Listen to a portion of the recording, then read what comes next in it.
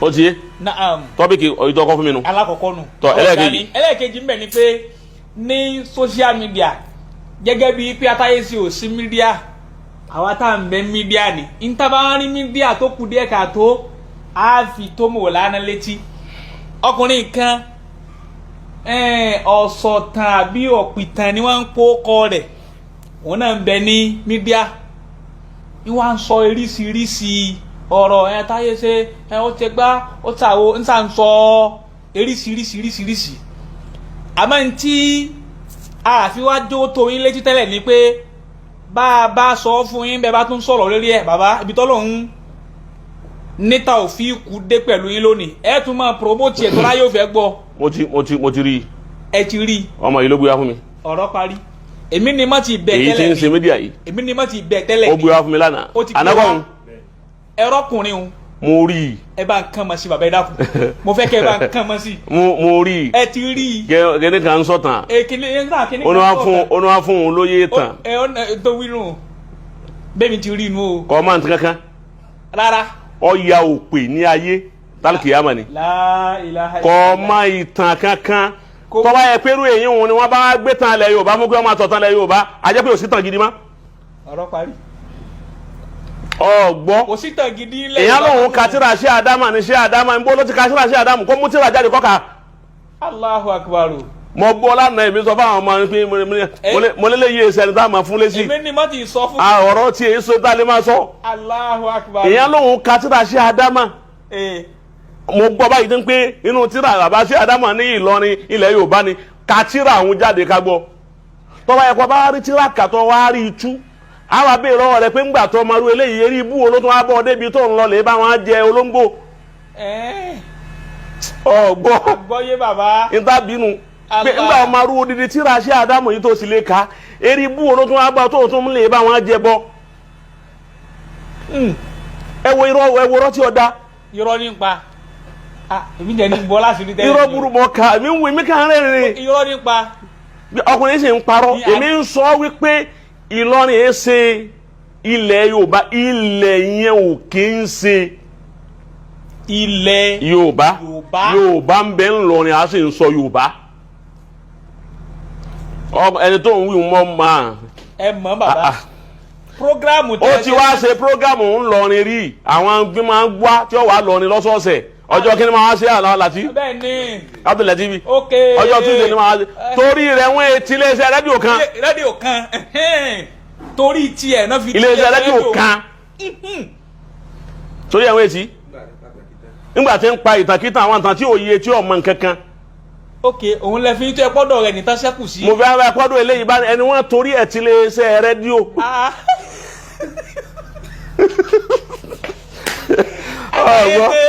kọ́ọ̀sì mi wọ́n yẹ ìtàn rẹ̀ wọ́n gbé làákàyè rẹ̀ wò wọ́n rí pé gbogbo làákàyè rẹ̀ wọ́n ní kò káhá kò kún ọmọdé ní rọ́ọ̀bù wọ́n yí ọpọlọ wò wọ́n rí pé ọpọlọ rẹ̀ wọ́n ní kò ju tọ̀dọ̀ àgùntàn lọ.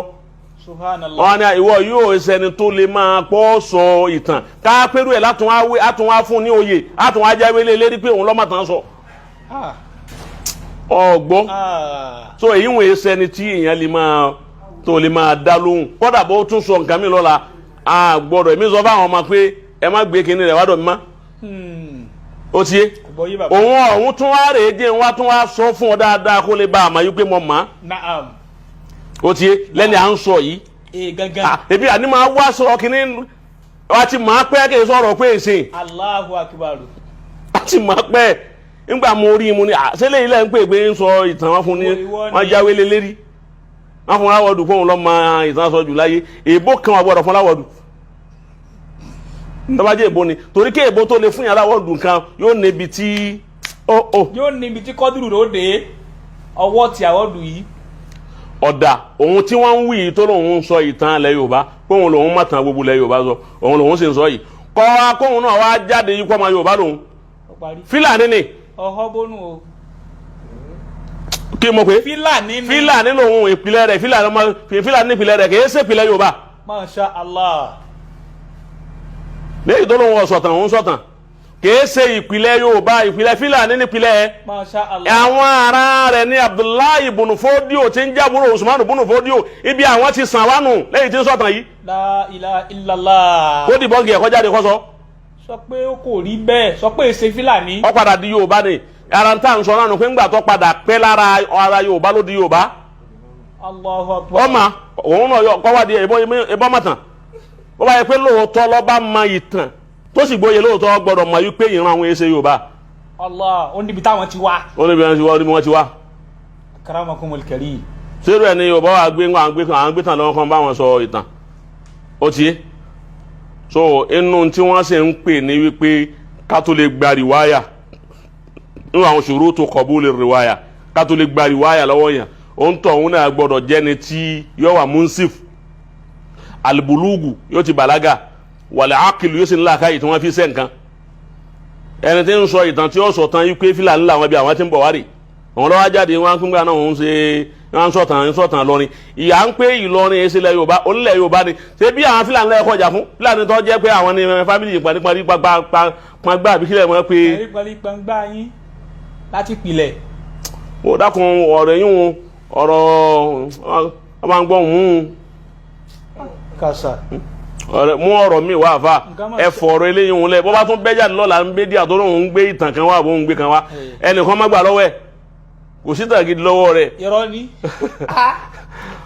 ọba ní tàgídí lọ́wọ́ ni òun mọ̀ wípé ìran kan náà lòun àti iṣẹ́ alimi tá à ń sọ yìí. Allahu Akbar. ó ti rí nù bàbá. Akramakumul karim kò ní tán bẹ̀ láyéláyé ẹ rí báyìí Atayeshe wù tegbòtegbò dítèsì rẹ mẹ́lẹ́ bàbá ń bọ̀ láti rí tẹ́lẹ̀ ní ọtí wá tún àṣìdá rẹ báyìí tọ́ ọ̀wí tó bá rẹ̀ dé nísìnyẹn Mọ̀lánà ọlọ́njáre. níjọ́ tí ń sọ ìtàn rẹ̀ ó ti yé wa ó ní èèyàn tí ń wò lẹ́nu ìgbà tó fi fọ́tò mi sí ọmọ èèyàn tó ti wo ni. iná ní ń tẹ àgúnmu òwò ní fi ń ṣe tó bá ti gbé yín sí wọ́n fẹ́ wò pé Atayeshe ó àfáwà Jaqmal ó. kó lè mú tíra ṣe àdámà tó wíwá kó mu jáde. kó wá kà á. kó wá kà fún akágbò ní ti ṣe àdámà wí. ó ti yé àwọn mùsùlùmí àbọ̀gbọ́ Naam. àfi ká ẹsẹ̀ ká jí ká má sùn ọgbọ́ àgbọ̀yé bàbá. àfi ká jí ká má sùn yà sàn àwọn aláṣà. torí àwọn àdá Islam ó ti yé báwọn wọ́n fẹ́ hárọ́bà Islam àwọn ọ̀tá Islam fẹ́ kógun jà Islam. wọ́n fẹ́ kógun jà Islam ó ti yé báwọn òun ni bàbá ọba Ìlọrin sì ń sọ fún wa wípé ẹnìkan má jà ìdá o ẹnìkan má yọ̀bọ̀n o ẹnìkan má àtàkì ẹnìkan o ẹ má bẹ́ẹ̀ nìkan jà o ó ti yé Ọlọ́run lẹ́ẹ̀ máa rojọ́ yín fún Ọlọ́run là ń rojọ́ fún ó ti yé torógun èyí wọ̀nyí sogun à ń yọ̀dà àdé àtàkì ẹnìkan àṣìlẹ̀ ẹnìkan lọ́nà.